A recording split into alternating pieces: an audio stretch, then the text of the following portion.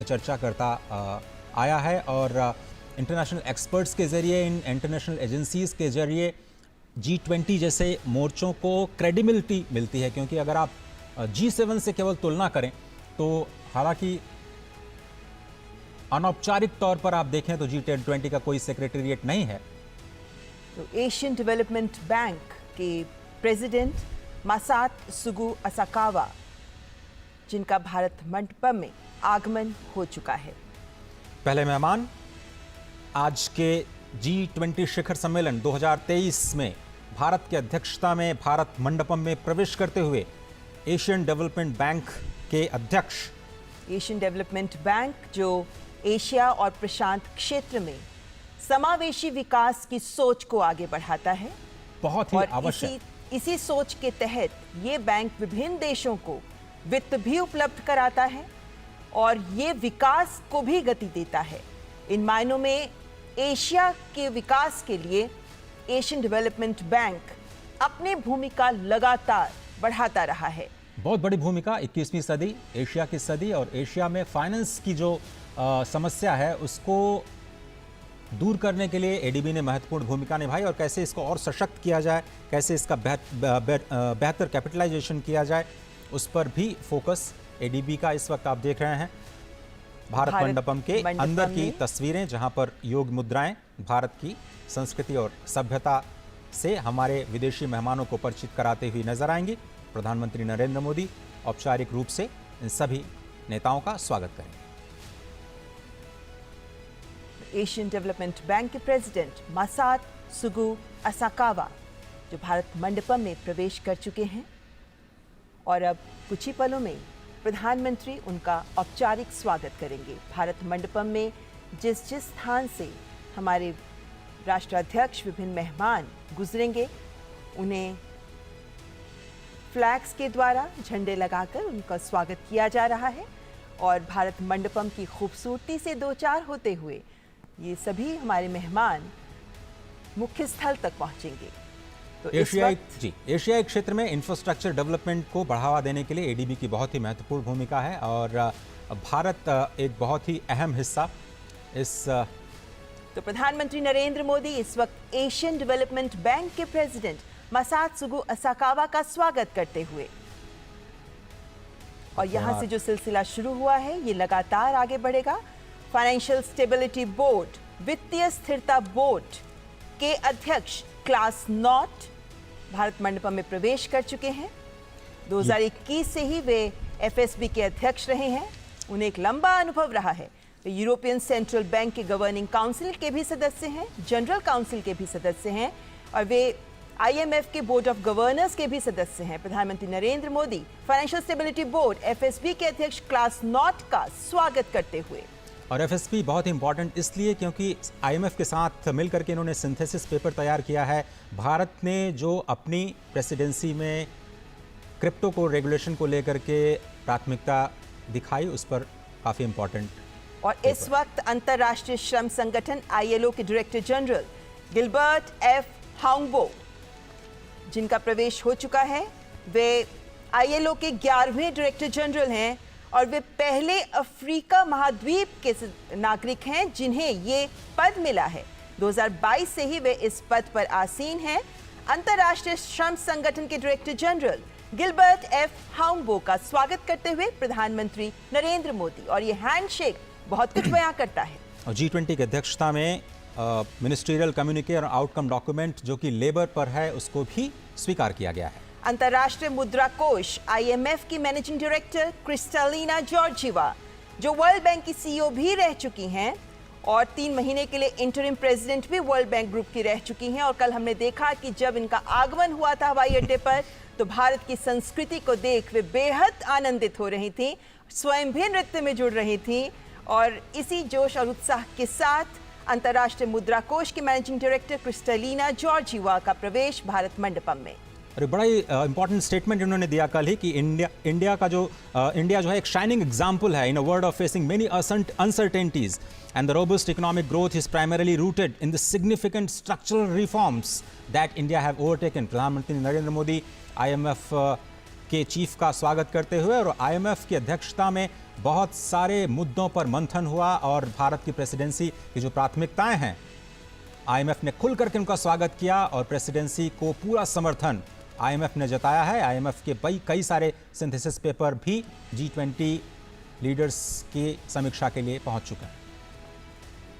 तो विभिन्न राष्ट्राध्यक्षों का पहुंचना जारी। संयुक्त राष्ट्र के सेक्रेटरी जनरल एंटोनियो गुटेरेस, जो इससे पहले United Nations high commissioner for refugees के कमिश्नर भी रह चुके हैं, 10 साल तक वे वंचित और संवेदनशील समूहों उनके मुश्किलों को बहुत करीब से महसूस करते रहे हैं। ये ज्ञात रहे कि जब वो कमिश्नर फॉर रेफ्यूजीज थे उस वक्त सीरिया, इराक, सूडान, यमन, इनके विस्थापितों का दर्द भी उन्होंने करीब से देखा है। वे पुर्तगाल के प्रधानमंत्री भी रह चुके हैं और सेक्रेटरी जनरल के तौर पर उन्होंने कई महत्वपूर्ण कार्य किए हैं, कई महत्वपूर्ण शुरुआत की हैं। और G20 की अध्यक्षता के लिहाज से ये समझना जरूरी है कि कल ही उन्होंने बड़ा बयान दिया कि यूनाइटेड नेशंस में भी रिफॉर्म के लिए वो तैयार हैं। यूनाइटेड नेशंस के चीफ के तौर पर ये बड़ा बयान, भारत की प्रेसिडेंसी में आना और भारत की प्रेसिडेंसी को समर्थन देना, यूनाइटेड नेशंस की तरफ से एक बड़ा बयान। तो प्रधानमंत्री नरेंद्र मोदी इस वक्त सेक्रेटरी जनरल एंटोनियो गुटेरेस का स्वागत करते हुए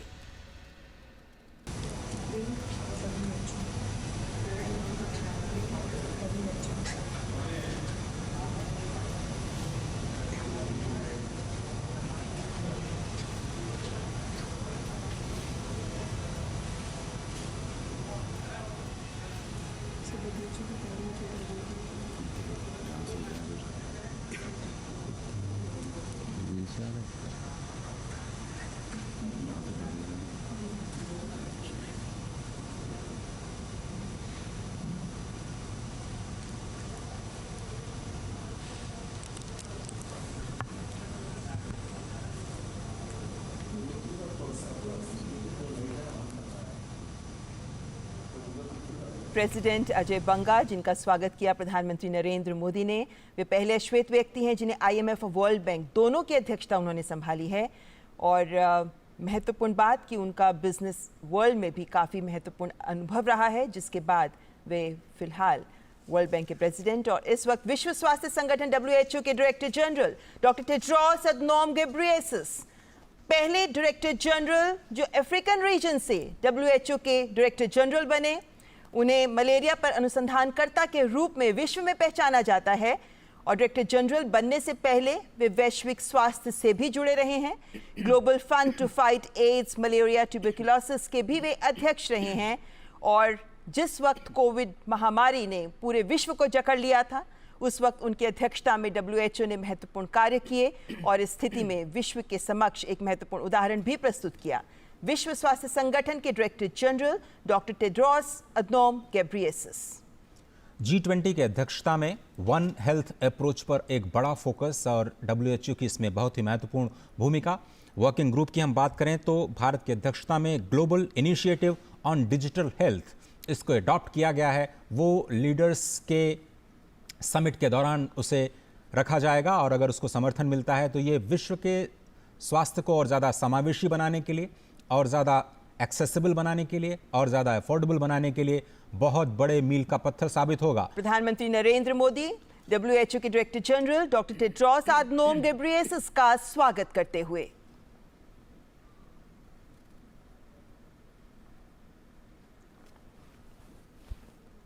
सांकेतिक रूप से लगता है कि उनका हालचाल पूछ रहे हैं प्रधानमंत्री। और अब स्क्रीन पर आप देख सकते हैं OECD यानी आर्थिक सहयोग और विकास संगठन के सेक्रेटरी जनरल मैथियास कामन, जो ऑस्ट्रेलिया के वित्त मंत्री भी रह चुके हैं, प्रधानमंत्री नरेंद्र मोदी उनका स्वागत करते हुए। इंटरनेशनल टैक्सेशन और कैपेसिटी बिल्डिंग में OECD की बहुत ही महत्वपूर्ण भूमिका, उनके रिपोर्ट से बहुत ज़्यादा मदद मिलती है और जो G20 के वर्किंग ग्रुप हैं उनको अपनी चर्चाओं को और आगे बढ़ाने के लिए बहुत ही इंपॉर्टेंट इंटरनेशनल ऑर्गेनाइजेशंस जो कि इनवाइट किए जाते हैं G20 के सम्मेलन में बहुत ही ख़ास इनपुट्स के लिए, जो डिसीजन मेकिंग में बहुत ही अहम भूमिका निभाते हैं। वैश्विक स्तर पर मुद्दों पर समावेशी विकास को समाहित करने में बहुत ही महत्वपूर्ण भूमिका निभाते हैं। और वर्ल्ड ट्रेड ऑर्गेनाइजेशन के डायरेक्टर जनरल गोजी ओकोंजो-इवियाला, जो पहली महिला डायरेक्टर जनरल रही हैं WTO की और पहली अफ्रीकी नागरिक जिन्हें WTO की अध्यक्षता मिली है, गोजी ओकोंजो-इवियाला, जो ग्लोबल फाइनेंस एक्सपर्ट हैं, इकोनॉमिस्ट हैं, Asia, Africa, Europe, Latin America, north America में काम करने का इन्हें 40 वर्षों का अनुभव रहा है और अंतर्राष्ट्रीय विकास के विशेषज्ञ इन्हें माना जाता है और फिलहाल WTO की अध्यक्षता संभाल रही हैं।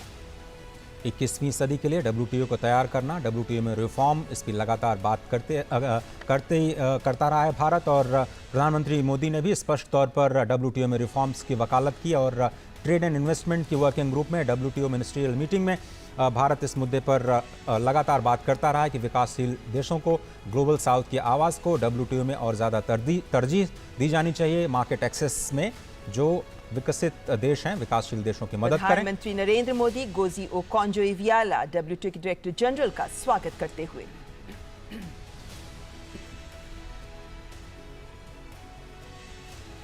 इस वक्त अंतर्राष्ट्रीय संगठनों के अध्यक्ष जिनका आगमन हो रहा है और अफ्रीकन यूनियन, अफ्रीकी संघ के अध्यक्ष, कोमोरोस के राष्ट्रपति अजाली असुमानी इस वक्त मंडपम में प्रवेश करते हुए।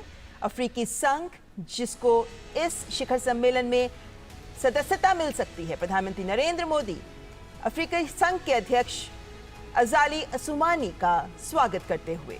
और जिस तरीके से गले लगकर गर्मजोशी के साथ हैंडशेक किया जा रहा है, ये बताती है कि अफ्रीकी संघ को G20 शिखर सम्मेलन में सदस्यता मिलने के आसार पूरे हैं।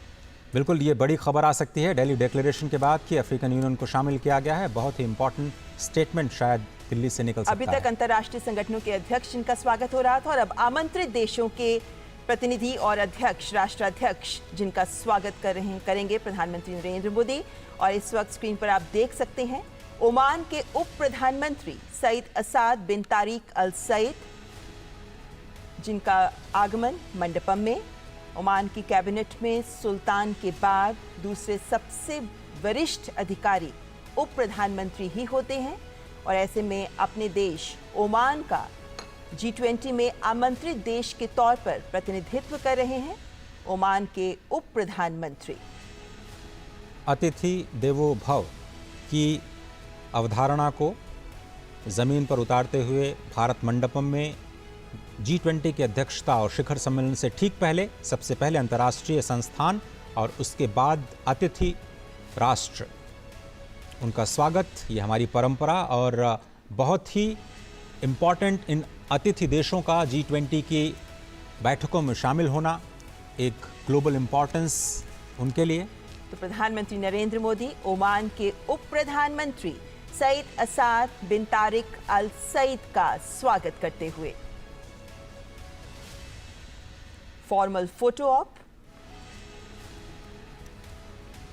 और आमंत्रित देशों की फहरिस्त में बांग्लादेश की प्रधानमंत्री शेख हसीना, जिनका आगमन हो गया है। बांग्लादेश हमारा बेहद करीबी पड़ोसी देश। कल ही प्रधानमंत्री की बांग्लादेश के साथ द्विपक्षीय वार्ता भी हुई और शेख हसीना, प्रधानमंत्री शेख हसीना और प्रधानमंत्री नरेंद्र मोदी के बीच इस द्विपक्षीय वार्ता में पीपल टू पीपल कॉन्टैक्ट को बढ़ाना, कमर्शियल लिंकेजेस को बढ़ाना, कनेक्टिविटी को बढ़ाने पर बातचीत हुई। प्रधानमंत्री नरेंद्र मोदी बांग्लादेश के प्रधानमंत्री शेख हसीना का औपचारिक स्वागत करते हुए। पड़ोसी देशों के साथ भारत सदा ही अपने रिश्तों को प्रगाढ़ करने में जुटा रहता है और ऐसे में बांग्लादेश, जिनसे हम सीमाएं साझा करते हैं, हमारा एक महत्वपूर्ण पड़ोसी देश। और अब मॉरिशस के प्रधानमंत्री प्रविंद जुगन्नाथ स्क्रीन पे आप देख सकते हैं। इजिप्ट के राष्ट्रपति अब्देल फतेह अल सीसी, इजिप्ट जहां पर भारत अपने बहुत ही करीबी रिश्ते साझा करता है और राष्ट्रपति अब्देल फतेह अल सीसी भारत के साथ अपने रिश्तों को प्रगाढ़ करने के लिए कई महत्वपूर्ण कदम उठा चुके हैं। बहुत इंपॉर्टेंट, और आपको ध्यान होगा कि प्रधानमंत्री ने हाल ही में इजिप्ट की यात्रा भी की और दोनों देशों और ऐतिहासिक यात्रा, कई सालों के बाद कोई भारत का प्रधानमंत्री इजिप्ट की यात्रा पर गया और बहुत ही गर्मजोशी के साथ उनका स्वागत किया गया। और मुझे लगता है कि वहीं पे इनविटेशन प्रधानमंत्री ने दिया और इस वक्त तस्वीरें आपकी स्क्रीन पर। प्रधानमंत्री नरेंद्र मोदी इजिप्ट के राष्ट्रपति अब्देल फतेह अल सीसी का स्वागत करते हुए, हैंडशेक करते हुए। कोणार्क के सूर्य मंदिर से प्रभावित ये दृश्य और इस भारत बात का मंडपम के अंदर। विशेष ख्याल रखा गया है कि जब ये औपचारिक फोटो ऑप हो रहा हो तो भारत की संस्कृति की इस अमूल्य धरोहर का भी एक उदाहरण विश्व के साथ रहे। और इस वक्त मॉरिशस के प्रधानमंत्री प्रविंद जुगन्नाथ मंडपम में प्रवेश कर चुके हैं। मॉरिशस के साथ भी भारत की कल द्विपक्षीय वार्ता हुई। प्रधानमंत्री नरेंद्र मोदी ने मॉरिशस के प्रधानमंत्री के साथ द्विपक्षीय वार्ता की और इस वक्त दोनों देशों के कूटनीतिक संबंधों के 75 वर्ष का जश्न भी मनाया जा रहा है। और द्विपक्षीय वार्ताओं में भी फिनटेक, ढांचागत विकास, सांस्कृतिक आदान प्रदान पर भी जोर रहा, क्योंकि मॉरिशस पहला ऐसा देश है अफ्रीकी महाद्वीप का जिसके साथ सेपा भी एग्रीमेंट पर भी आगे हम बढ़ चुके हैं, इसको भी हम साझा करते हैं। तो दोनों देशों के बीच के रिश्ते बेहद महत्वपूर्ण। भारतीय मूल के कई नागरिक मॉरिशस में अपने कारोबारी संबंधों को आगे बढ़ाते हुए स्पष्ट तौर पर नजर आते हैं और मॉरिशस को टैक्स ट्रीटीज़ के लिहाज से भारत के संदर्भ में काफ़ी महत्वपूर्ण देश के रूप में देखा जाता है। प्रधानमंत्री नरेंद्र मोदी मॉरिशस के प्रधानमंत्री प्रविंद जगन्नाथ का स्वागत करते हुए विभिन्न देशों के राष्ट्राध्यक्ष जिनका आगमन इस वक्त भारत मंडपम में जारी है, और नीदरलैंड्स के प्रधानमंत्री मार्क रूट, नीदरलैंड्स जो आमंत्रित देशों की फहरिस्त में शामिल है, और नीदरलैंड्स के साथ भारत का आदान प्रदान महत्वपूर्ण स्तर पर होता रहता है। नीदरलैंड्स की जो वाटर मैनेजमेंट की प्रैक्टिसेस हैं, एग्रीकल्चर की प्रैक्टिसेस हैं, वो पूरी दुनिया के लिए एक मिसाल है। और राष्ट्रपति जब यहाँ की यात्रा पर थे तो बहुत सारे बायलैटरल्स के जरिए दोनों देशों के कारोबारी संबंधों को और मजबूत बनाने की कोशिश की गई थी। और नीदरलैंड्स के प्रधानमंत्री जिस मुस्कुराहट के साथ आगे बढ़े और गले लगकर प्रधानमंत्री के साथ उन्होंने गर्मजोशी से किया, उसके साथ देख सकते हैं कि दोनों देशों के संबंधों में जो गर्मजोशी है ये उसका उदाहरण प्रस्तुत करता है। तो प्रधानमंत्री नरेंद्र मोदी नीदरलैंड्स के प्रधानमंत्री मार्क रूट का स्वागत करते हुए, जैसा हम जानते ही हैं, प्रधानमंत्री नरेंद्र मोदी की विभिन्न देशों के राष्ट्राध्यक्षों के साथ एक अलग ही केमिस्ट्री होती है और जिनके साथ उनकी मुलाकात होती भी रहती है। ऐसे में ये राष्ट्राध्यक्ष जब प्रधानमंत्री से मिलते हैं तो ये गर्मजोशी हमें देखने को मिलती है। इस हैंडशेक में जो गर्मजोशी है, इस हैंडशेक में जो स्ट्रेंथ है, वो आपसी रिश्तों को भी बेहतर बनाती है। और इस वक्त नाइजीरिया के राष्ट्रपति बोला अहमद तिनुबू, नाइजीरिया को उम्मीद है कि भारत से रक्षा क्षेत्र में बहुत बड़ा इन्वेस्टमेंट शायद नाइजीरिया में आ सकता है। और साथ ही साथ स्पष्ट तौर पर औपचारिक तौर पर उन्होंने कहा है कि बहुत ही सौभाग्य की बात है कि भारत को G20 की प्रेसिडेंसी दी गई है इस साल, और बहुत सारे मुद्दे जो ग्लोबल साउथ के उठाए गए हैं वो नाइजीरिया ने उनका समर्थन किया है और भारत के प्रति अपनी कृतज्ञता जताई। और अफ्रीका का एक बेहद महत्वपूर्ण सबसे बड़ी अर्थव्यवस्था माना जाता है नाइजीरिया को। इन मायनों में नाइजीरिया एक बेहद महत्वपूर्ण देश अफ्रीका का, और नाइजीरिया के राष्ट्रपति का G20 में एक आमंत्रित देश के रूप में इस G20 शिखर सम्मेलन में शामिल होना भी बेहद महत्वपूर्ण संकेत देता है। और नाइजीरिया के राष्ट्रपति का भारत आना, और प्रधानमंत्री नरेंद्र मोदी इस वक्त नाइजीरिया के राष्ट्रपति बोला अहमद तिनुबू का स्वागत करते हुए, और स्पष्ट तौर पर नाइजीरिया बहुत से उत्साहित होगा क्योंकि बहुत सारे इन्वेस्टमेंट्स के इंटरेस्ट्स लगातार आने शुरू हो गए हैं। ऑटो सेक्टर में कुछ बड़ी उम्मीदें, कुछ बड़े ऐलान भी हुए हैं बीते दिनों। सिंगापुर के प्रधानमंत्री ली शिएन लूंग, और हम जानते हैं कि सिंगापुर के प्रधानमंत्री के साथ प्रधानमंत्री नरेंद्र मोदी बहुत बेहतर केमिस्ट्री रखते हैं, और ऐसे में सिंगापुर के प्रधानमंत्री का भी एक आमंत्रित देश के तौर पर G20 शिखर सम्मेलन में शामिल होना स्वाभाविक है। तो सिंगापुर के प्रधानमंत्री का आगमन, आसियान समिट के दौरान भी प्रधानमंत्री ने जिक्र किया सिंगापुर का स्पष्ट तौर पर, और सिंगापुर से जो भारत सीखना चाहता है उस स्मार्ट सिटीज़ का जो प्रोजेक्ट है, फाइनेंसिंग सिटीज़ ऑफ टुमारो को लेकर के जो कॉन्फ्रेंस हुई गांधीनगर में, उसमें सिंगापुर की बहुत ही अहम भूमिका रही। गिफ्ट सिटी जो बनाया गया है गांधीनगर में, उसमें भी सिंगापुर एक अहम भागीदार के रूप में सामने आया है। तो सिंगापुर के प्रधानमंत्री ली शिएन लूंग का स्वागत किया प्रधानमंत्री ने, और विभिन्न देशों के राष्ट्राध्यक्षों का आगमन जारी है और उनका औपचारिक स्वागत प्रधानमंत्री नरेंद्र मोदी के द्वारा 18वें G20 शिखर सम्मेलन के दौरान किया जा रहा है। और ये योग वॉल जिसके आगे से सभी राष्ट्राध्यक्ष गुजर रहे हैं, महत्वपूर्ण स्पेन की उपराष्ट्रपति नाडिया कैल्विनो सेंटामारिया।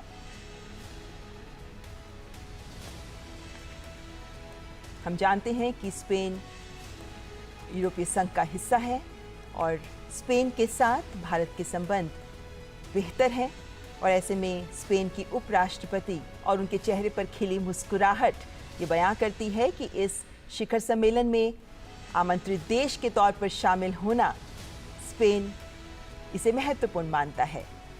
दोनों देशों के बीच स्किल्ड वर्कफोर्स के आदान प्रदान को लेकर के काफ़ी ज़्यादा उत्सुकता दिखाई दे रही है और स्पष्ट तौर पर जो G20 में बातचीत चल रही है, लेबर फोर्स के किसी भी तरह के मूवमेंट को बढ़ावा देने के लिए जो एक आम सहमति, एक वैश्विक सहमति बनाई जाए, उसमें भारत और स्पेन दोनों ही देशों को फायदा होने की उम्मीद। प्रधानमंत्री नरेंद्र मोदी स्पेन की उपराष्ट्रपति नाडिया कैल्विनो सेंटामारिया का स्वागत करते हुए हैंडशेक करते हुए।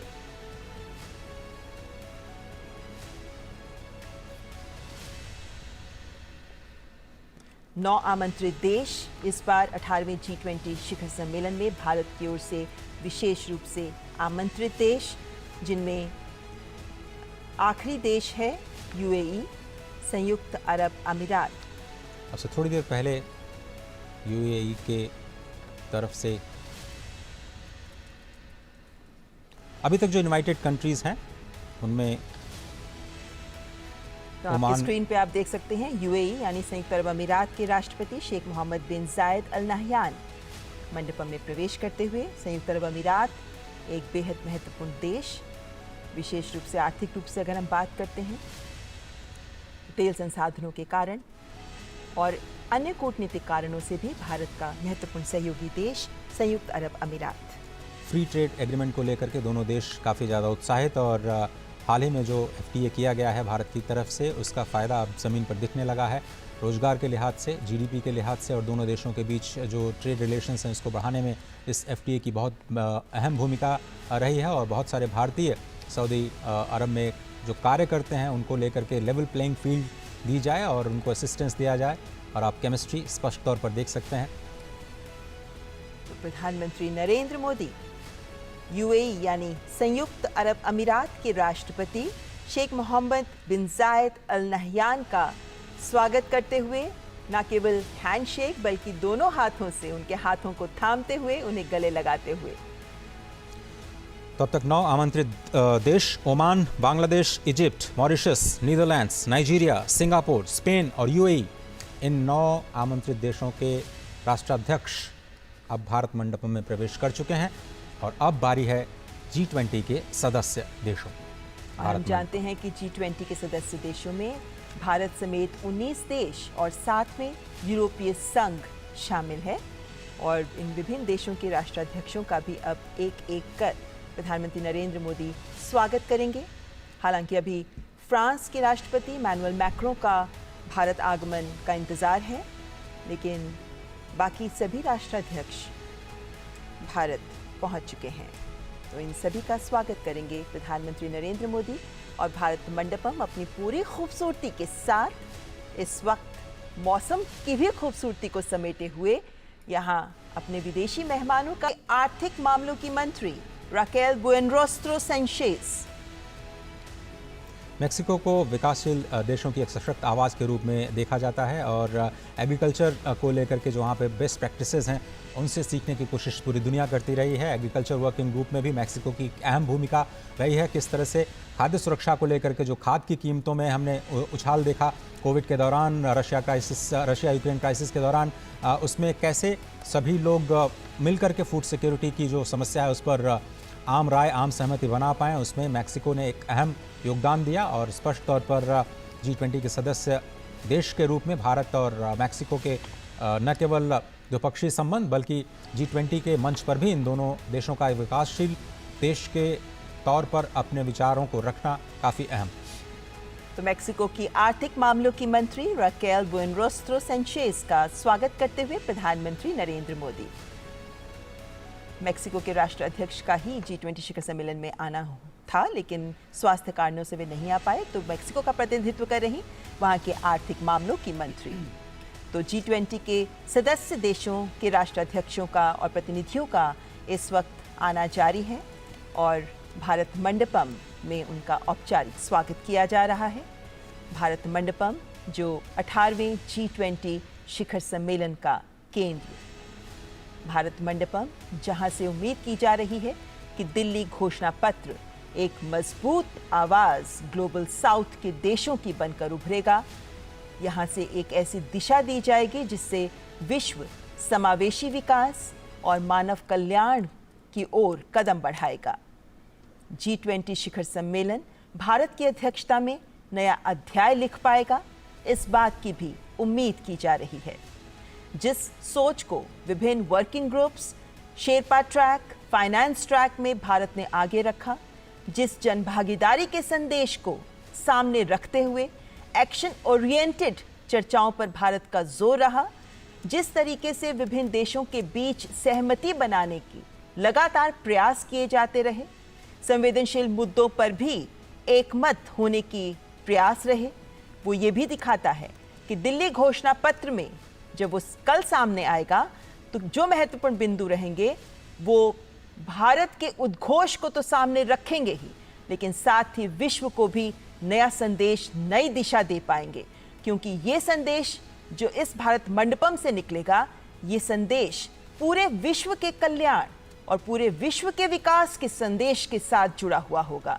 वसुधैव कुटुंबकम, ये थीम एक सर्वसमावेशी थीम, तभी भारत एक पृथ्वी, एक कुटुंब, एक भविष्य की बात कर रहा है और इसीलिए इन्हीं विभिन्न मुद्दों पर सहमति बनाने के प्रयास इस भारत मंडपम में कुछ ही पलों बाद शुरू हो जाएंगे, जब औपचारिक स्वागत के बाद पहला सत्र एक पृथ्वी का आगाज होगा। और जैसा कि आप जानते हैं कि प्रधानमंत्री नरेंद्र मोदी ने जब से अध्यक्षता संभाली, उनका पहला फोकस यही रहा कि G20 के पूरे उत्सव को लोगों के साथ जोड़ा जाए और वैश्विक जो चुनौतियां हैं उनके लिए एक सशक्त मंच तैयार किया जाए, जिसमें सभी की आवाज़ सुनी जाए, सभी के विचारों को एक मंच दिया जाए और एक साझा समाधान निकालने की कोशिश की जाए। ये तस्वीरें बहुत ही महत्वपूर्ण, जिसका जिक्र लगातार हम सुबह से कर रहे हैं। भारत मंडपम के ठीक आगे नटराज की भव्य मूर्ति, भारत के सांस्कृतिक उद्भव और जिसको हम कहते हैं कि सभ्यता और संस्कृति की एक पावन धारा के रूप में जो भारत अपने आप को, भारत जिसका नाम ही है कि जहाँ पर लोग ज्ञान प्राप्त करने में प्रयासरत रहते हैं, और इसीलिए भारत मंडपम इस शब्द को भी बार बार रेखांकित करने का प्रयास किया जा रहा है। ये भव्य और दिव्य तस्वीरें आपको प्रगति मैदान में स्थित नए भारत मंडपम से सीधे हम आपके लिए ख़ास तौर पर लेकर के आए हैं, जहां पर अब से थोड़ी ही देर बाद G20 शिखर सम्मेलन 2023 भारत की अध्यक्षता में शिखर सम्मेलन यानी लीडर्स अब दिल्ली डिक्लेरेशन पर अपनी अंतिम मुहर लगाएंगे। कौन से मुद्दे, कौन सी प्राथमिकताएं जो भारत ने रखी, जिन पर वैश्विक सहमति बनती है, पूरी दुनिया की निगाहें इस वक्त टिकी हुई हैं, क्योंकि प्राथमिकताएं बहुत बड़ी भारत की ओर से। अर्जेंटीना के राष्ट्रपति एल्बर्टो फर्नांडिस 2018 में जब अर्जेंटीना ने G20 की अध्यक्षता की तो उस वक्त फूड सिक्योरिटी को एक मुद्दा बनाया। शायद किसी को नहीं पता होगा कि उसके बाद कोविड और उसके बाद रशिया और यूक्रेन क्राइसिस के बाद फूड इनसिक्योरिटी दुनिया के लिए सबसे बड़ी चुनौती बन जाएगा। लेकिन आज भारत ने ज़बरदस्त लीडरशिप का परिचय दिया। Fuel crisis, food crisis, fertiliser crisis, 3F की जो क्राइसिस है उसको सेंटर में रखते हुए वार्ताओं के जरिए कैसे इस संकट का एक साझा हल निकाला जाए, पुरजोर कोशिश की भारत ने अपनी ओर से। तो प्रधानमंत्री नरेंद्र मोदी अर्जेंटीना के राष्ट्रपति एल्बर्टो फर्नांडिस का स्वागत करते हुए, अर्जेंटीना जो भारत के साथ कई विभिन्न समूहों में मंच साझा करता है और इस वक्त G20 शिखर सम्मेलन में प्रधानमंत्री नरेंद्र मोदी अर्जेंटीना के राष्ट्रपति का स्वागत करते हुए, अर्जेंटीना जिसके साथ हमारा व्यापार कई उत्पाद के तहत आगे बढ़ता है, और इस वक्त ऑस्ट्रेलिया के प्रधानमंत्री Anthony Norman Albanese sustainable, balanced and inclusive global economic growth के लिए ऑस्ट्रेलिया की आवाज़ बहुत ही महत्वपूर्ण। ऑस्ट्रेलिया ने एक ओपन ग्लोबल इकोनॉमी और rule based multilateral trading system का समर्थन किया है, जिस पर भारत के प्रेसिडेंसी का सबसे बड़ा फोकस रहा है कि जो 20वीं सदी के संस्थान हैं उनको 21वीं सदी के लिए कैसे तैयार किया जाए। खुले तौर पर ऑस्ट्रेलिया ने समर्थन किया है कि जो रिफॉर्म्स हैं मल्टीलेटरल इंस्टीट्यूशंस का होना चाहिए, उस पर कई सारे पेपर्स आ चुके हैं। भारत की ओर से इंडिपेंडेंट एक्सपर्ट ग्रुप ने अपनी पहली रिपोर्ट भी सौंप दी है। दूसरी रिपोर्ट शायद अक्टूबर में आएगी, जिसका असर आने वाले दिनों में आपको प्रेसिडेंसी के दौरान दिखाई दे सकता है। एक बड़ी पहल ऑस्ट्रेलिया ने जिसका भरपूर समर्थन किया। प्रधानमंत्री नरेंद्र मोदी ऑस्ट्रेलिया के प्रधानमंत्री एंथनी नॉर्बन एल्बनीजी का स्वागत करते हुए।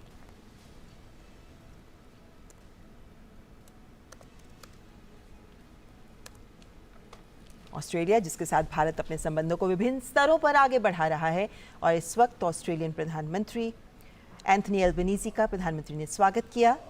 और इस वक्त G20 के सदस्य देशों के राष्ट्राध्यक्ष, जिनमें कनाडा के प्रधानमंत्री जस्टिन पियर जेम्स ट्रूडो का आगमन, G20 शिखर सम्मेलन पर आने से पहले जस्टिन ट्रूडो ने कई महत्वपूर्ण बयान दिए हैं, लेकिन देखना होगा कि G20 शिखर सम्मेलन में जो चर्चाएं आगे बढ़ेंगे उनमें कनाडा के प्रधानमंत्री क्या पक्ष लेते हैं।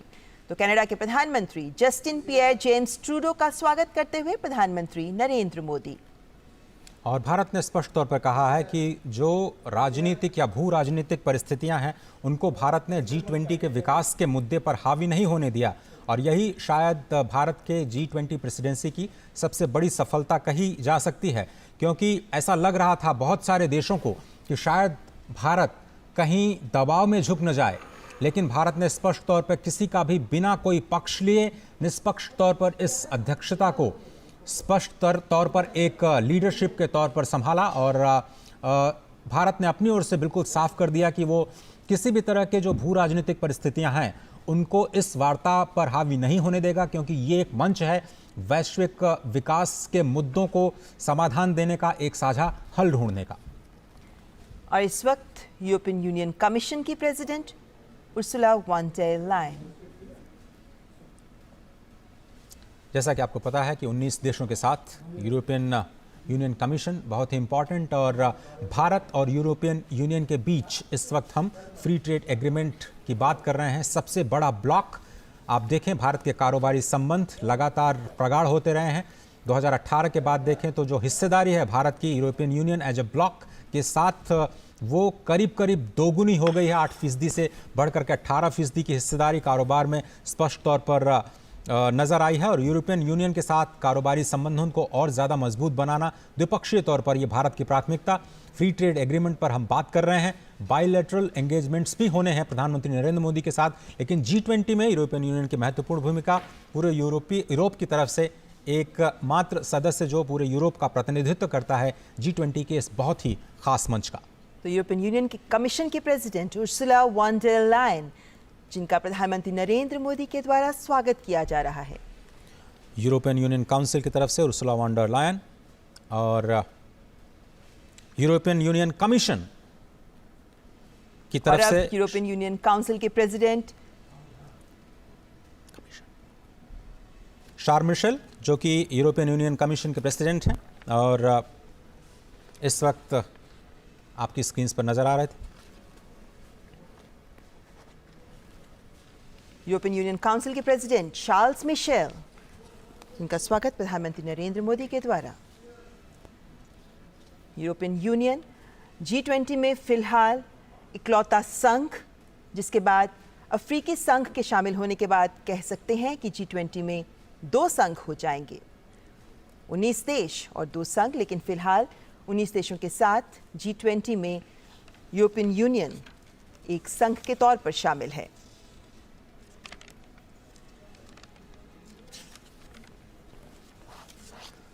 जैसा कि आपको पता है कि भारत की प्राथमिकताएं बहुत स्पष्ट हैं, इंक्लूसिव डेवलपमेंट को बढ़ावा देना है और ये G20 की प्राथमिकताओं में शामिल।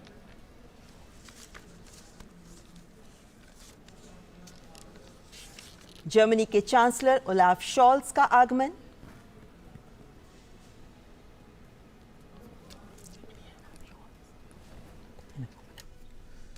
G7 में जर्मनी की बहुत महत्वपूर्ण भूमिका, और G7 के मंच पर जब प्रधानमंत्री नरेंद्र मोदी गए थे तो स्पष्ट तौर पर उनका भव्य स्वागत किया गया था और वहाँ पर जो क्लाइमेट जस्टिस को लेकर के आवाज़ें उठी थीं उसको जर्मनी का भरपूर समर्थन मिला था। जर्मनी और भारत के बीच में पीपल टू पीपल कनेक्ट को लेकर के और ज़्यादा रिश्तों को मजबूत करना और साथ ही साथ द्विपक्षीय संबंधों को बढ़ावा देना, उस पर भी निगाह रहेगी। लेकिन G20 के मंच पर जर्मनी की बहुत ही खास भूमिका वैश्विक मुद्दों पर सहमति बनाने के लिहाज से। प्रधानमंत्री नरेंद्र मोदी जर्मनी के चांसलर ओलाफ शॉल्ज का स्वागत करते हुए उनके स्वास्थ्य का हालचाल भी जानते हुए प्रधानमंत्री नरेंद्र मोदी अपनी ज़बरदस्त केमिस्ट्री के जरिए, और ये देखा जा सकता है कि जैसे WHO के डायरेक्टर जनरल, उनका भी थोड़ा स्वास्थ्य नासाज था, प्रधानमंत्री ने उनका भी स्वास्थ्य पूछा।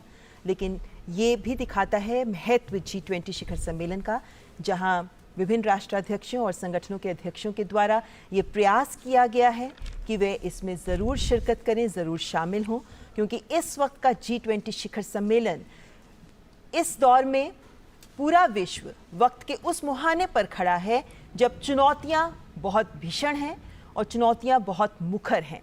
ऐसे में इस कठिन वक्त में विश्व को अगर आगे लेकर जाना है तो उसमें इस G20 शिखर सम्मेलन में लिए गए निर्णय महत्वपूर्ण भूमिका निभाएंगे। और इसीलिए इस वक्त जो औपचारिक स्वागत आमंत्रित देशों के राष्ट्राध्यक्षों का, G20 सदस्य देशों का और अंतर्राष्ट्रीय संगठनों के अध्यक्षों का किया जा रहा है, ये भी दिखाता है कि इनका यहाँ आना, इस शिखर सम्मेलन में इन सभी संगठनों और राष्ट्रों के अध्यक्षों की उपस्थिति हमारे लिए भी मायने रखती है, G20 के लिए भी मायने रखती है।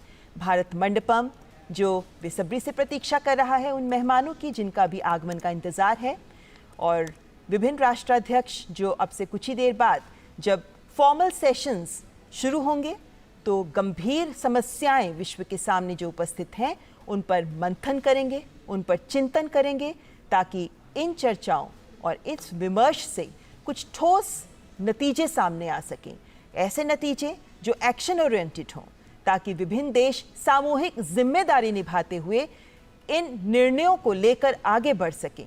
सामूहिक जिम्मेदारी सर्वसमावेशी विश्व के विकास की, सामूहिक जिम्मेदारी वैश्विक चुनौतियों से निपटने की, सामूहिक जिम्मेदारी वसुधैव कुटुंबकम के तहत एक पृथ्वी, एक कुटुंब, एक भविष्य के मंत्र को साकार करने की। और इस वक्त इटली की प्रधानमंत्री जॉर्जिया मेलोनी, जो इटली की पहली महिला प्रधानमंत्री हैं, मात्र 15 वर्ष की आयु में वे इटालियन सोशल मूवमेंट से जुड़ गई थीं। 21 वर्ष की आयु में ही वे रोम की काउंसलर चयनित हो गई थीं। 29 वर्ष की आयु में ही वे सांसद भी बन गई थीं और 2022 में ही उन्होंने इटली के प्रधानमंत्री पद को संभाला। 2020 में जब इटली ने G20 की अध्यक्षता संभाली, उस वक्त कोविड-19 का जो क्राइसिस था वो काफ़ी अपनी जड़ें जमा चुका था। ऐसे में रोम डिक्लेरेशन, जिसमें स्वास्थ्य को लेकर के एक साझे प्रयास के तौर पर जो प्रेसिडेंसी की थी, इटली ने उसे काफ़ी सराहा गया था और इटली ने भी भरपूर समर्थन दिया है भारत की G20 प्रेसिडेंसी का। केमिस्ट्री आपकी स्क्रीन पर। प्रधानमंत्री नरेंद्र मोदी इटली के प्रधानमंत्री जॉर्जिया मेलोनी का स्वागत करते हुए सस्टेनेबल डेवलपमेंट गोल्स को लेकर के दोनों देश लगातार एक दूसरे का सहयोग करते हुए स्पष्ट तौर पर नजर आते रहे हैं। और जिस तरह से हम लगातार आपको बता रहे हैं कि G20 प्रेसिडेंसी पूरी अभी तक जो देखी है हमने 1 दिसंबर 2022 से महत्वपूर्ण स्तंभों पर नजर आती हुई। जापान के प्रधानमंत्री फुमियो किशिदा जो पूर्व प्रधानमंत्री शिंजो आबे की सरकार में विदेश मंत्री भी रह चुके हैं 2012 से 2017 तक, और इसीलिए भारत के साथ संबंधों को वे पूरी तरह और बेहतरीन तरीके से परिभाषित कर रहे हैं। जापान एक महत्वपूर्ण देश है हमारे लिए, जिसके साथ हम विभिन्न मंचों पर हम सहयोगी के तौर पर काम करते हैं। और जापान ने पूरा समर्थन दिया है भारत का ग्लोबल साउथ के लीडर के तौर पर। स्पष्ट तौर पर जब ऐसा कहने में संकोच नहीं होना चाहिए कि जब भारत और चीन की बात आती है तो जापान हमेशा भारत के पक्ष में खड़ा रहा है। कई अंतर्राष्ट्रीय मंचों पर जापान ने खुल करके भारत का समर्थन किया है, भारत के विचारों का और भारत के पक्ष में अपने विचार रखे हैं। प्रधानमंत्री नरेंद्र मोदी जापान के प्रधानमंत्री फुमियो किशिदा का स्वागत करते हुए। विभिन्न सहयोगी देश और शिखर सम्मेलन में एक महत्वपूर्ण आयाम ये रहता है कि भारत जहां G20 शिखर सम्मेलन की अध्यक्षता कर रहा है, तो वहीं विभिन्न सदस्य देशों के साथ संबंध प्रगाढ़ करने का भी ये महत्वपूर्ण अवसर होता है।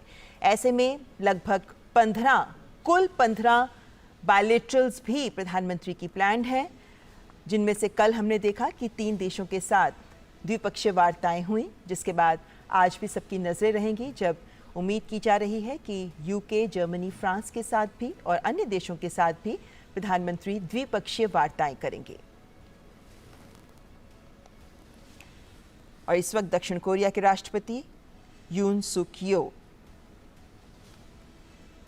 दोनों देशों के बीच मित्रता की 50वीं वर्षगांठ दोनों ही देश मनाते हुए और एक स्पेशल कैंपेन G20 से ठीक पहले चलाया गया, जिसमें दोनों देश एक साझी विरासत, विश्वास की विरासत को आगे ले जाने पर सहमत हुए हैं, मित्रता को और प्रगाढ़ करते हुए।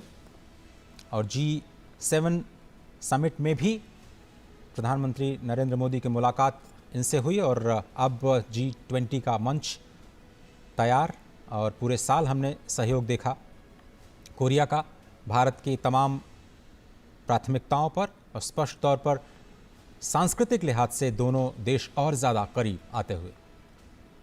तो दक्षिण कोरिया के राष्ट्रपति यून सुक योल, जिनका स्वागत कर रहे हैं प्रधानमंत्री नरेंद्र मोदी, तो कई सदस्य देश जिनके आगमन का इंतजार, और प्रधानमंत्री नरेंद्र मोदी विशेष रूप से इस औपचारिक स्वागत कार्यक्रम को आगे बढ़ाते हुए G20 शिखर सम्मेलन, जिससे पूरे विश्व को उम्मीदें हैं, और जिन देशों को यहाँ G20 शिखर सम्मेलन में जिनके फ्लैग्स हम देख सकते हैं मंडपम के बाहर सजे हुए, लेकिन इन सभी देशों के ऊपर जिम्मेदारी है, ये जिम्मेदारी है कि इस शिखर सम्मेलन से कुछ ठोस निकलकर सामने आए, कुछ ऐसा निकलकर सामने आए जो विश्व के विकास को गति दे सके। इस वक्त कोविड महामारी से कितने ही देश हैं जो उबर रहे हैं। इस वक्त कोविड महामारी के बाद विभिन्न देशों की अर्थव्यवस्थाएं चरमराई हुई हैं। ऐसे में सभी देशों को एकजुट होकर आगे बढ़ने का आह्वान कर रहा है भारत इस भारत मंडपम से। और इस वक्त दक्षिण अफ्रीका के राष्ट्रपति एम सिरिल रामाफोसा एक महत्वपूर्ण शख्सियत हैं। श्री एम सिरिल रामाफोसा जो रंग भेद विरोधी कार्यकर्ता रहे हैं, ट्रेड यूनियन के नेता रहे हैं, पेशे से व्यापारी भी रहे हैं।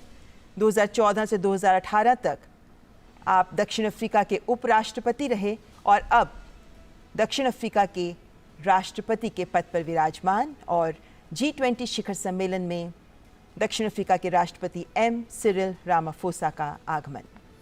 हाल ही में ब्रिक्स समिट की सफल मेजबानी करने के बाद अब G20 के मंच पर दोनों ही नेता एक बार फिर से कुछ ही दिनों में मिलते हुए विकासशील देशों के साझा हितों को वैश्विक मंच प्रदान करते हुए दोनों देशों के संबंध कारोबारी तौर पर, सांस्कृतिक तौर पर और मानवीय तौर पर बहुत ही प्रगाढ़, बहुत ही प्राचीन।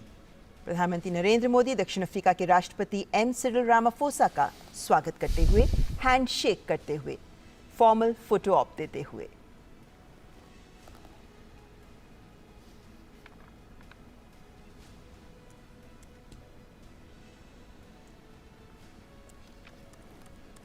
भारत मंडपम की खूबसूरती इस मौसम में देखते ही बनती है, विशेषकर रात के वक्त जब ये रोशनी से जगमगा उठता है, तब ये उम्मीद की जाती है कि ये रोशनी पूरे विश्व को रोशन करेगी। और ऐसे में आज जब मौसम भी बेहद सुहावना है, ये दिखाता है कि दिल्ली मौसम के साथ भी तैयार है अपने गणमान्य अतिथिगण का स्वागत करने के लिए। ये विभिन्न देशों के राष्ट्राध्यक्ष जो शक्तिशाली नेता हैं, और ये विभिन्न राष्ट्र जो वैश्विक अर्थव्यवस्था में शक्तिशाली राष्ट्र के रूप में विराजमान हैं, इन सभी राष्ट्रों का और राष्ट्राध्यक्षों का एक ही मंच पर आज उपस्थित होना महत्वपूर्ण संकेत। और इस वक्त तुर्की के राष्ट्रपति रिसेप तैयप एर्दोआन का भारत मंडपम में आगमन।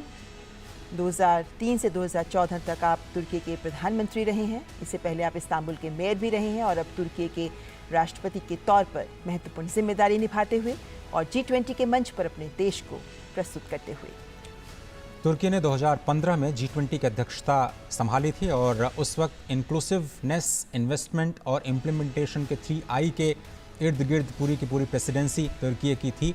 और भारत की प्रेसिडेंसी में इंक्लूसिव एक पहला एजेंडा जिसको कहा जा सकता है, और एक्शन ओरिएंटेड जो हमारा अंतिम एजेंडा है जिसको आप इम्प्लीमेंटेशन के साथ जोड़ सकते हैं। तो दोनों ही प्रेसिडेंसी में काफ़ी समानता दिखाई देती हुई और बहुत ही। और 2015 में जब तुर्की की अध्यक्षता में G20 शिखर सम्मेलन हुआ था, तब W20 विमेन 20 का भी एंगेजमेंट ग्रुप जिसका निर्माण किया गया था, जिसका गठन किया गया था, और वहीं से महिला विमर्श के मुद्दों को भी आगे बढ़ाया गया, जिससे पहले G20 में कोई महिलाओं के मुद्दे पर विमर्श का अलग से कोई समूह नहीं था। तो तुर्की के राष्ट्रपति रिसेप तैयप एर्दोआन का स्वागत करते हुए प्रधानमंत्री नरेंद्र मोदी। इंक्लूसिवनेस की जब भी बात होती है, महिलाओं की भागीदारी बहुत ही महत्वपूर्ण। और इस वक्त आप देख सकते हैं यूनाइटेड किंगडम के प्रधानमंत्री ऋषि सुनक का आगमन भारत मंडपम में। भारतीय मूल के पहले व्यक्ति जो यूनाइटेड किंगडम के प्रधानमंत्री पद तक पहुंचे हैं, पहले ब्रिटिश एशियन जिन्होंने पद संभाला है। और आप पहले राजकोष के चांसलर भी रह चुके हैं, ट्रेजरी के मुख्य सचिव भी रहे देश में, और अब यूनाइटेड किंगडम के प्रधानमंत्री पद को संभालते हुए ऋषि सुनक, हमने देखा कि कल जैसे ही वे हवाई जहाज से उतरे, उन्होंने सबसे पहले प्रणाम किया। और इस वक्त प्रधानमंत्री नरेंद्र मोदी गर्मजोशी के साथ गले मिलते हुए ऋषि सुनक के साथ और हैंडशेक करते हुए औपचारिक स्वागत। G20 का समर्थन और सबकी निगाहें होंगी भारत UK FTA वार्ता पर, जो कि बहुत ही फाइनल स्टेज में है और दोनों नेता इसको अंतिम रूप दे सकते हैं। पूरी दुनिया की निगाहें इस पर होंगी कि भारत UK FTA को लेकर के दोनों देश कैसे आगे बढ़ते हैं। और G20 के सभी मुद्दों पर समर्थन करते हुए ऋषि सुनक स्पष्ट तौर पर, खुले तौर पर, औपचारिक तौर पर भारत का समर्थन और प्रधानमंत्री नरेंद्र मोदी की लीडरशिप की तारीफ कर चुके।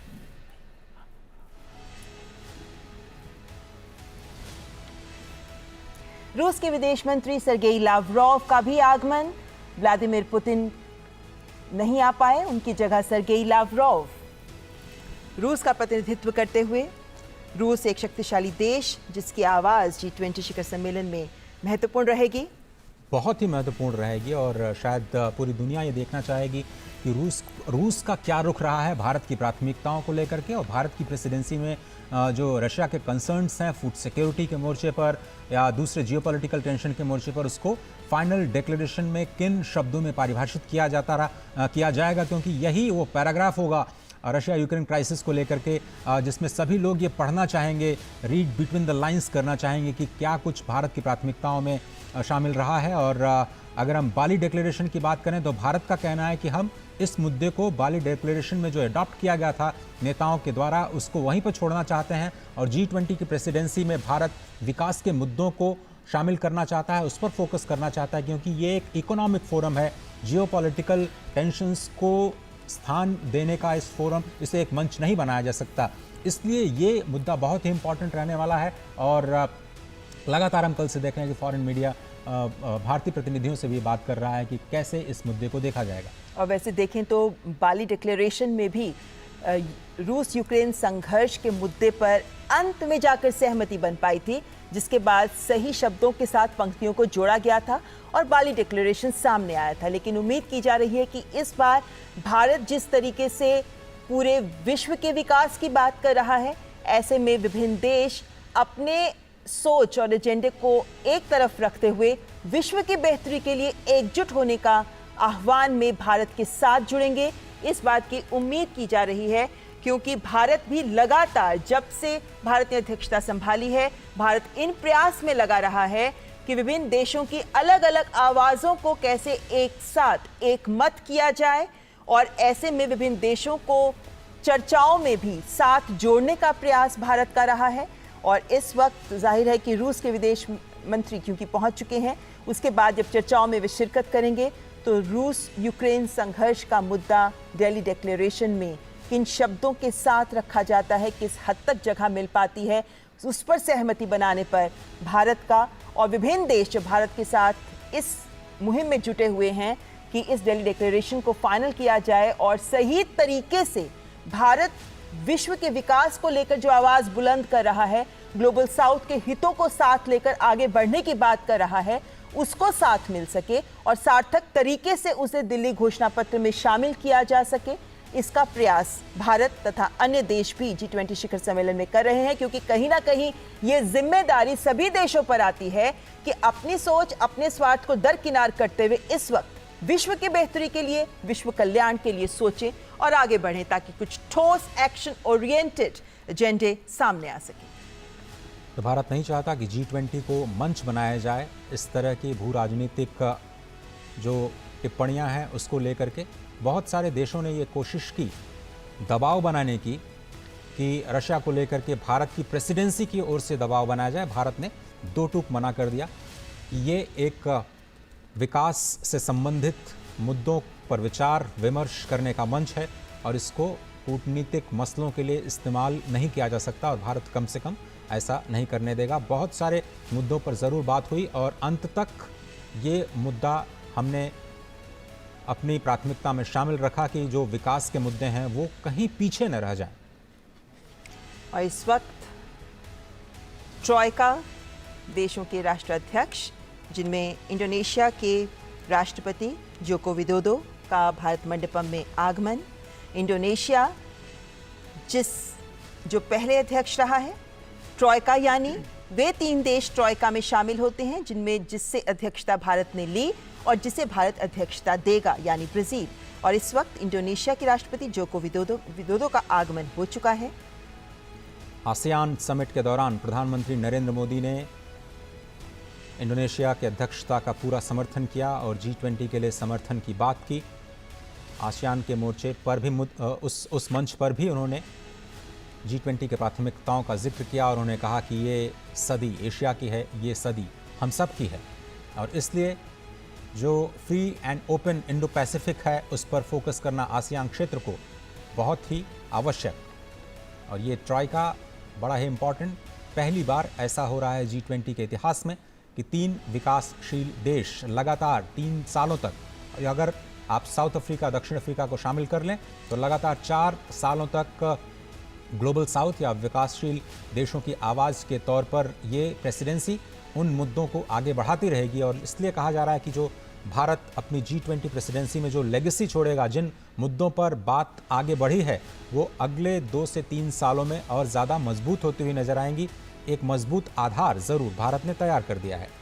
और विभिन्न कार्य समूहों की बैठकों पर अगर नज़र डालें, विभिन्न आउटकम डॉक्यूमेंट्स पर भी अगर नज़र डालें तो ये पाते हैं कि हर वर्किंग ग्रुप में, एंगेजमेंट ग्रुप में, या अगर हम स्टैक्स की बात करते हैं तो भारत ने हर जगह ये कोशिश की है कि कुछ नया, कुछ बेहतर, कुछ अधिक बेहतर स्तर देकर एंगेजमेंट ग्रुप्स और वर्किंग समूहों के दौरान कुछ आउटकम्स बेहतर सामने आए।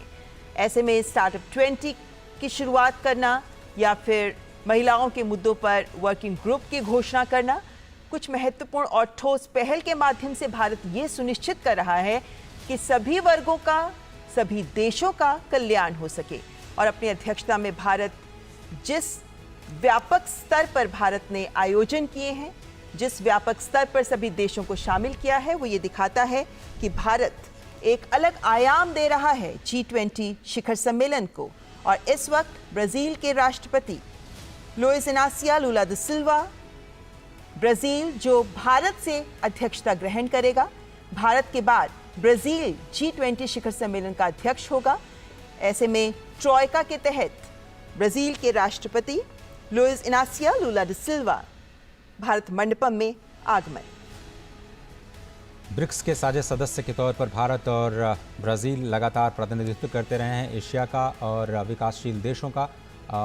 ब्रिक्स के मंच के ज़रिए ही दोनों देशों को एक सशक्त आवाज़ भी समझा जाता है विकासशील देशों की, और इसलिए कहा जा रहा है कि जो ट्रॉयका है बहुत ही इंपॉर्टेंट है। भारत से प्रेसिडेंसी अब ब्राज़ील को सौंपी जाएगी और कल शाम इसकी औपचारिक घोषणा की जाएगी। प्रधानमंत्री नरेंद्र मोदी ब्राज़ील को आधिकारिक तौर पर G20 2023-24 की अध्यक्षता सौंपेंगे और इसके हालांकि ये सितंबर, ये जो कल डिक्लेरेशन किया जाएगा, ट्रांसफ़र किया जाएगा प्रेसिडेंसी, उसके बाद भी भारत की ओर से काम जारी रहेगा 30 नवंबर तक। 1 दिसंबर से ऑफिशियली ये प्रेसिडेंसी जारी और विकासशील देशों को, मुद्दों को प्राथमिकताओं के तौर पर ज़रूर शामिल किया जाएगा। पूरे विश्व को यही उम्मीद। तो ब्राजील के राष्ट्रपति लुइस इनासियो लुला दा सिल्वा का स्वागत करते हुए प्रधानमंत्री नरेंद्र मोदी। G20 शिखर सम्मेलन, जिससे कुछ ही पलों बाद पहले सत्र का औपचारिक आरंभ होगा और उस पहले सत्र में वन अर्थ विषय है। और ऐसे में उम्मीद की जा रही है कि जिस एकात्मवाद की सोच के साथ भारत आगे बढ़ रहा है, जिस बंधुत्व की भावना को भारत आगे बढ़ा रहा है, वो भावना इन चर्चाओं के तहत निकलने वाले आउटकम में भी परिलक्षित होगी। इस बात का अंदाजा, इस बात की उम्मीद लगातार की जा रही है। और ऐसे में विभिन्न राष्ट्राध्यक्षों का भारत मंडपम में आगमन और उसके बाद पहले सत्र में उनका शामिल होना ये उम्मीद जताता है कि कुछ सार्थक चर्चा, सार्थक विमर्श निकलकर सामने आएगा। हम जानते हैं कि शेरपा ट्रैक पहले ही विभिन्न बिंदुओं पर, विभिन्न मंचों पर, विभिन्न एंगेजमेंट ग्रुप्स और वर्किंग ग्रुप्स के सजेशंस, रिकमेंडेशंस को साथ लेकर डॉक्यूमेंट्स तैयार कर चुका है, जिस पर मुहर लगाएंगे विभिन्न राष्ट्राध्यक्ष।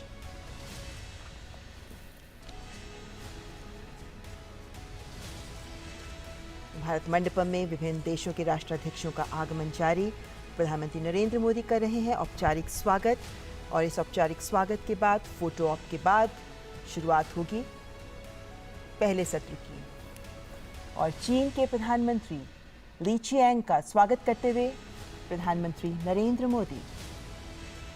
चीन जो G20 शिखर सम्मेलन के विभिन्न मंचों पर, विभिन्न चर्चाओं में कुछ मुद्दों पर सवाल उठाता रहा है, लेकिन उम्मीद की जा रही है कि जो आउटकम डॉक्यूमेंट आएगा उसमें एकमत, सहमति मिल पाएगी।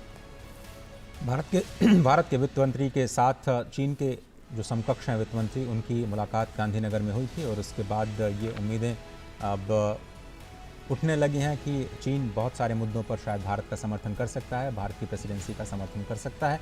देखना होगा कि विकास के मुद्दों पर किस तरह से, फूड सिक्योरिटी के मुद्दे पर, डेट रेजोल्यूशन के मुद्दे पर चीन का क्या रुख रहता है।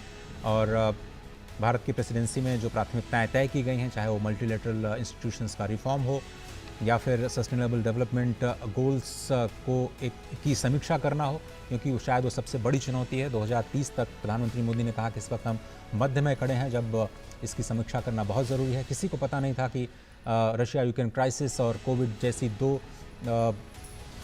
दो संकटों से पूरी दुनिया का सामना होगा और उसका असर SDGs के जो लक्ष्य हैं उन पर स्पष्ट तौर पर दिखाई देगा। ऐसे में अब रिकवरी की तरफ वर्ल्ड का पूरे विश्व का फोकस जो है वो अब जाता हुआ, और इस रिकवरी को कैसे और ज़्यादा स्ट्रांग बनाया जाए, कैसे इंक्लूसिव बनाया जाए, उस पर लगातार भारत की प्रेसिडेंसी ने काम किया है और उसका नतीजा आज और कल की लीडरशिप समिट के दौरान पूरी दुनिया को दिखाई देगा।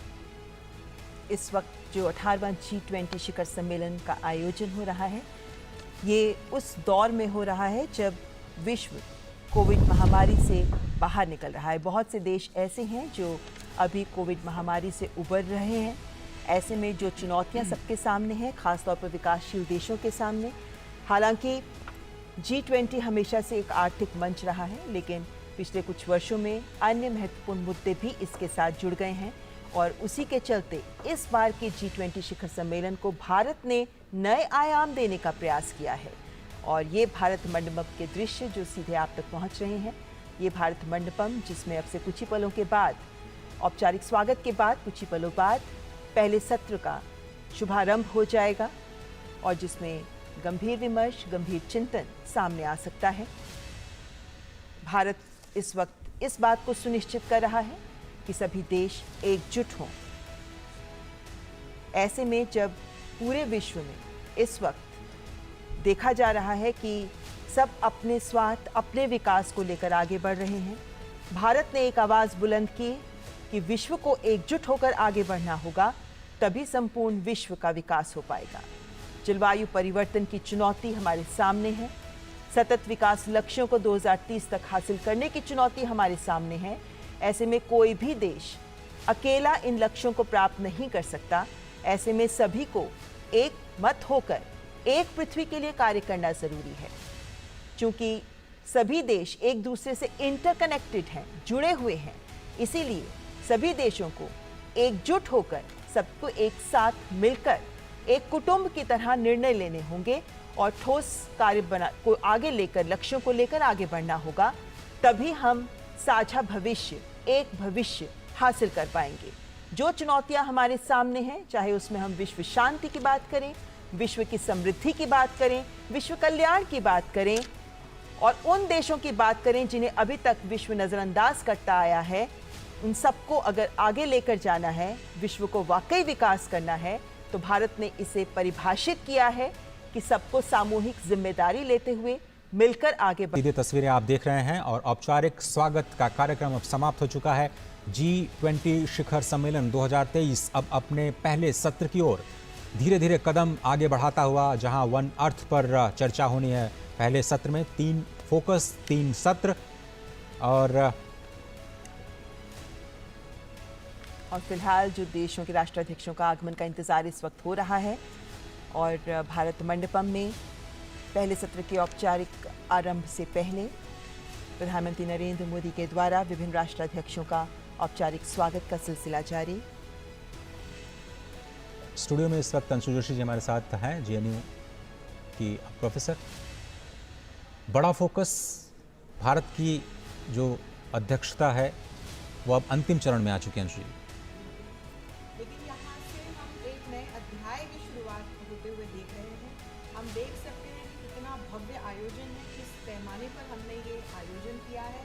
हमने 1 लाख से भी ज़्यादा जो प्रतिनिधि और विदेश से आए मेहमान हैं, उनका इस अपनी अध्यक्षता के 1 साल में यहाँ स्वागत किया। हमने अपने देश में 60 से भी अधिक शहरों में G20 की 220 से भी ज़्यादा मीटिंग्स का सफलतापूर्वक आयोजन किया। हमने इसमें नए लोग जोड़े। हमने जो पूरे विश्व से आए हुए मेहमान थे, जो विश्व के अलग अलग प्रतिनिधि थे, उन्हें अपनी जनता से जोड़ा। हमने गवर्नमेंट टू पीपल और पीपल टू पीपल कनेक्ट पे बढ़ावा दिया। इसे हमने अपनी अध्यक्षता में करके दिखाया। हमने G20 के मंच के विस्तार की बात की और मुझे लगता है एक बड़ा डेलिब्रेशन ये आ सकता है कि जो अफ्रीकी यूनियन है वो G20 का सदस्य बनाया जाए। अभी तक एक संगठन के रूप में यूरोपियन यूनियन G20 का एक परमानेंट सदस्य है।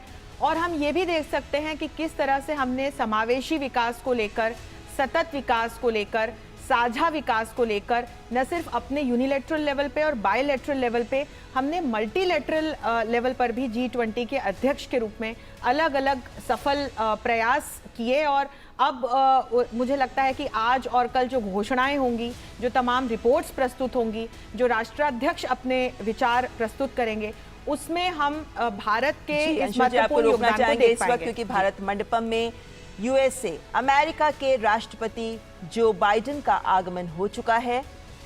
कल हमने देखा कि भारत और अमेरिका के बीच द्विपक्षीय वार्ता भी हुई और कल हमने ये भी देखा कि कैसे अमेरिका के राष्ट्रपति जब दिल्ली पहुंचे तो सबसे पहले वो सीधे प्रधानमंत्री के आवास गए और वहां उन्होंने प्रधानमंत्री नरेंद्र मोदी के साथ मुलाकात की और दोनों देशों के बीच जो वार्ता हुई, उसके बाद कुछ ठोस परिणाम जो सामने आए, उसमें दोनों देशों के बीच के द्विपक्षीय संबंधों को जो पहलू परिभाषित करते हैं, जिसमें तकनीक भी शामिल है, जिसमें इनोवेशन भी शामिल है, जिसमें आर्थिक और व्यापार के मुद्दे भी शामिल हैं, इन्हें आगे बढ़ाने को लेकर प्रतिबद्धता दोबारा से जाहिर की गई।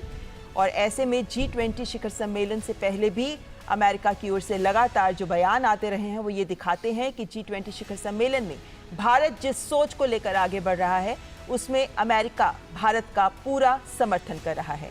तो अमेरिका के राष्ट्रपति जोसेफ R. बाइडेन, जिनका भारत मंडपम में आगमन, और अमेरिका के पहले स्टेट विजिट के दौरान जिन मुद्दों की शुरुआत प्रधानमंत्री मोदी ने की थी, उसको और आगे बढ़ाते हुए दोनों ही नेता अपने द्विपक्षीय वार्ता के दौरान और G20 के मंच पर भी जो वैश्विक मुद्दे हैं, भारत की प्राथमिकता के मुद्दे हैं, अमेरिका ने उनका खुल करके स्वागत किया है। मल्टीलेटरल एजेंसीज, इंस्टीट्यूशंस में रिफॉर्म्स के मुद्दे पर अमेरिका स्पष्ट तौर पर भारत का समर्थन करता हुआ नजर आया है। UNSC की स्थायी सदस्यता का भी अमेरिका ने खुले तौर पर समर्थन किया है और ये स्पष्ट तौर पर अमेरिका कहता आया है कि अगर दुनिया की ग्रोथ को सस्टेनेबल बनाना है तो भारत को नज़रअंदाज नहीं किया जा सकता।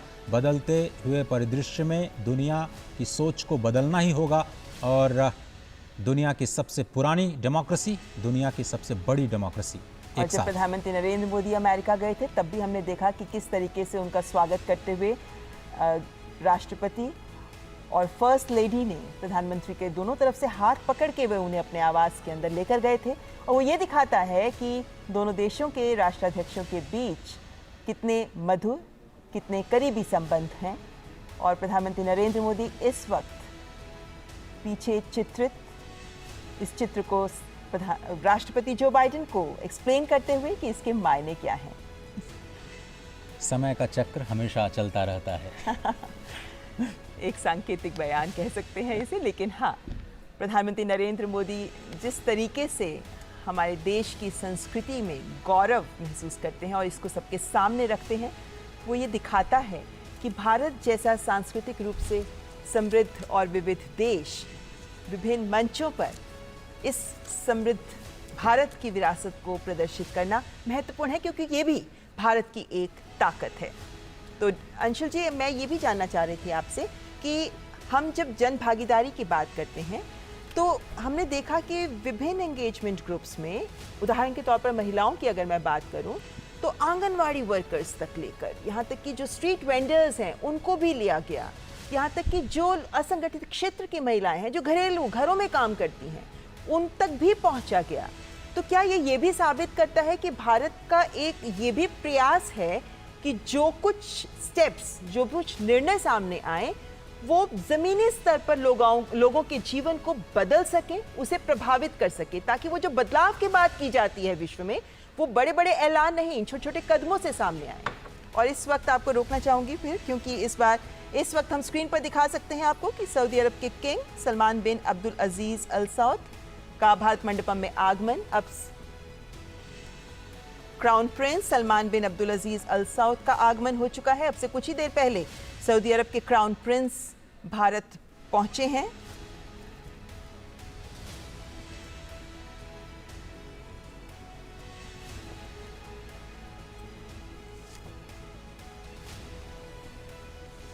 सऊदी अरब के क्राउन प्रिंस मोहम्मद बिन सलमान भारत मंडपम पहुंच चुके हैं और इस वक्त कुछ ही देर पहले हमने देखा कि उनका भारत में आगमन हुआ था और सऊदी अरब के क्राउन प्रिंस का स्वागत प्रधानमंत्री नरेंद्र मोदी के द्वारा किया जाएगा भारत मंडपम में। बहुत ही महत्वपूर्ण सदस्य G20 का सऊदी अरब, क्योंकि पूरी दुनिया में हम जो फ्यूल क्राइसिस देख रहे हैं उसमें उसको समाधान देने में सऊदी अरब की बहुत ही महत्वपूर्ण भूमिका रहती है। और जो कच्चे तेल की कीमतें हैं पूरी दुनिया की अर्थव्यवस्थाओं को प्रभावित करती हैं। ऐसे में ये जो लीडरशिप दिखाई गई है सऊदी अरब की ओर से, भारत के G20 के प्रेसिडेंसी के दौरान तमाम वर्किंग ग्रुप्स के दौरान जो एनर्जी सिक्योरिटी का मुद्दा है उसमें एक बहुत ही मजबूत स्तंभ के रूप में सऊदी अरब ने एक महत्वपूर्ण भूमिका निभाई है और भारत के G20 का समर्थन किया। तो सऊदी अरब के क्राउन प्रिंस मोहम्मद बिन सलमान का प्रधानमंत्री नरेंद्र मोदी के द्वारा स्वागत करते हुए और इसी के साथ विभिन्न राष्ट्राध्यक्षों और अंतर्राष्ट्रीय संगठनों के अध्यक्षों का स्वागत का कार्यक्रम औपचारिक रूप से संपन्न हुआ, जिसके बाद अब प्रथम सत्र वन अर्थ की शुरुआत होगी। और इस सत्र में पृथ्वी को लेकर कैसे विभिन्न देश महत्वपूर्ण कदम उठा सकते हैं, एक पृथ्वी, अपने पृथ्वी के संरक्षण को लेकर देश क्या कुछ कर सकते हैं। ऐसे में अभी तक विभिन्न कार्य समूहों में और एंगेजमेंट ग्रुप्स में जो बातें निकलकर सामने आई, जिसके आधार पर शेरपा ट्रैक में डॉक्यूमेंट तैयार किया गया, ऐसे में विभिन्न देश उस पर मंथन करेंगे ताकि कुछ ठोस नतीजे लेकर सामने आ सके। और इस वक्त दूरदर्शन नेटवर्क के जो टेक्निकल टीम है उसकी भी तारीफ करना बहुत ही आवश्यक है।